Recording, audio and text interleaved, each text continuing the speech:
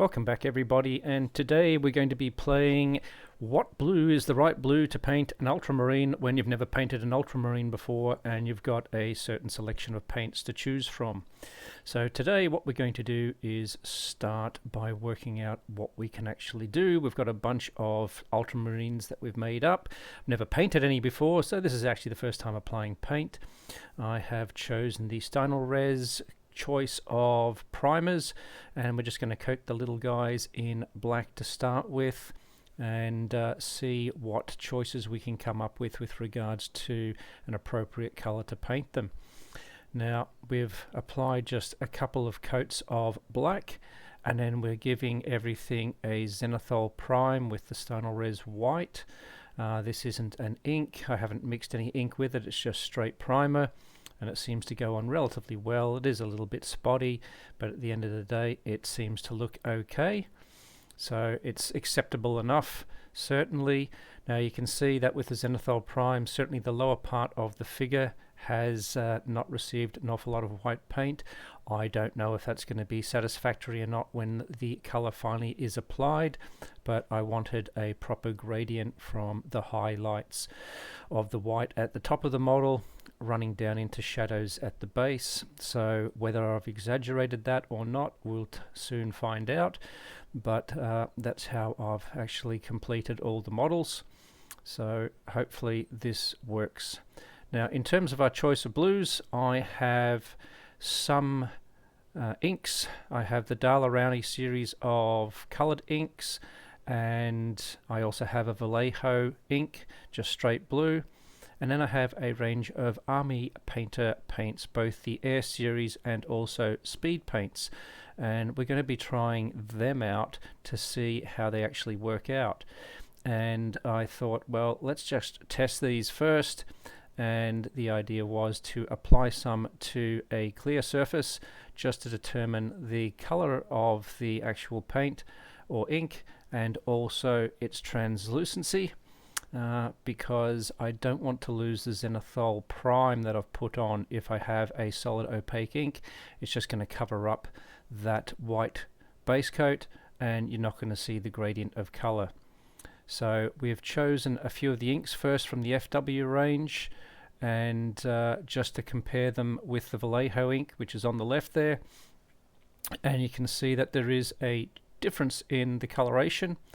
But they all seem to transmit a little bit of light. We're now on to the Army Painter Speed paints, and they appear to be exceptionally thin and take a fair bit of paint to do any coverage. Now obviously these are probably meant to flow into recesses and things like that.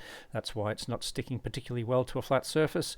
But I just wanted to get a gauge for also the color of these to get an idea of whether it might be a suitable color to paint the model.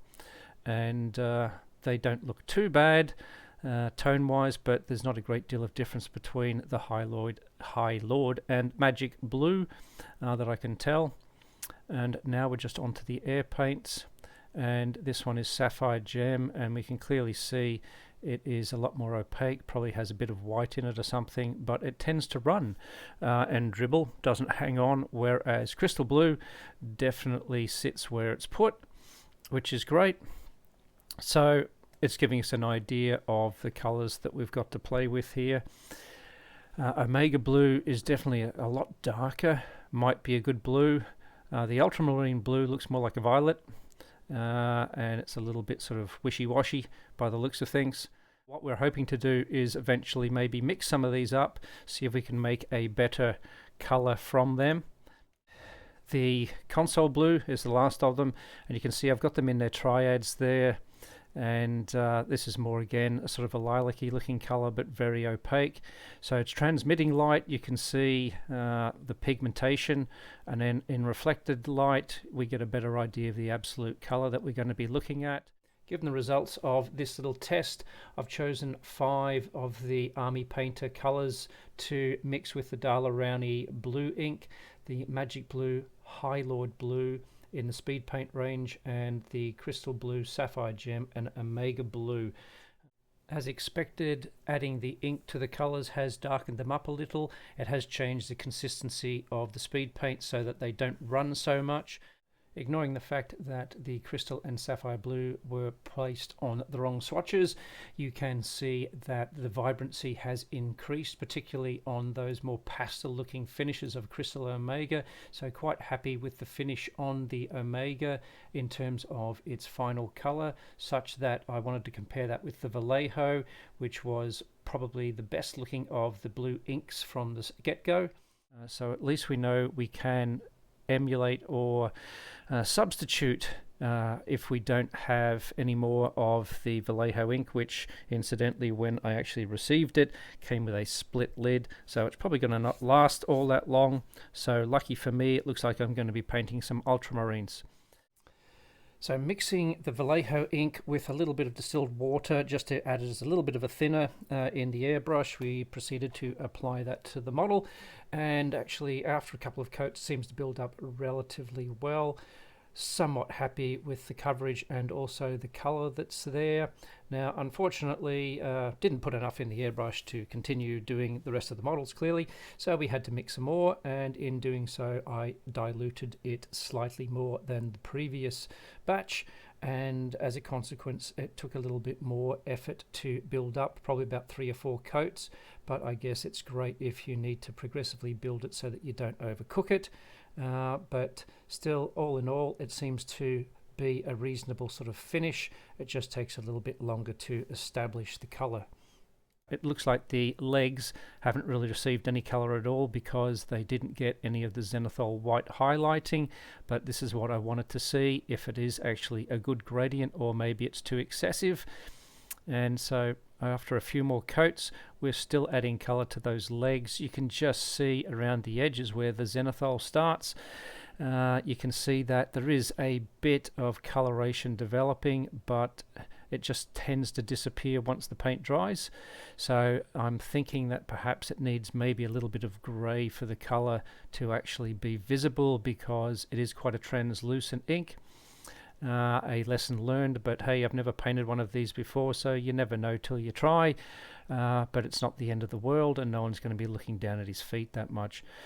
So we'll give it a go. At least this gives the base color for the models, and I can always then come in and start doing highlights and mid-tones to bring that color in by using solid paint. So it's not the end of the world, fortunately. And then just looking at them to see how they finished up, they look relatively uniform in the color distribution. There is slight variation in the darkness of the tone depending upon how many coats were actually applied. And Buglugs over here got his head missed, but obviously that's going to be flesh colored. So ultimately they don't look too bad. They look somewhat similar to my perception of what an ultramarine blue should be, so it's a reasonably good start as a base coat. So I'm kind of happy with the end result. So now we actually have to complete the painting, so we'll do that progressively and hopefully not make a mess of it. And we'll just have a look at the little lieutenant here. He doesn't look too bad either, and looking forward to progressing with this. So next time round we'll be actually painting these models, but I just wanted to work out what colors to put down and see what would be a good choice of color for them. This seems to have been a reasonable exercise for me, just remembering that I've never used the paints before, and for me it's a very big learning curve. So thanks for watching, and see you in the next one.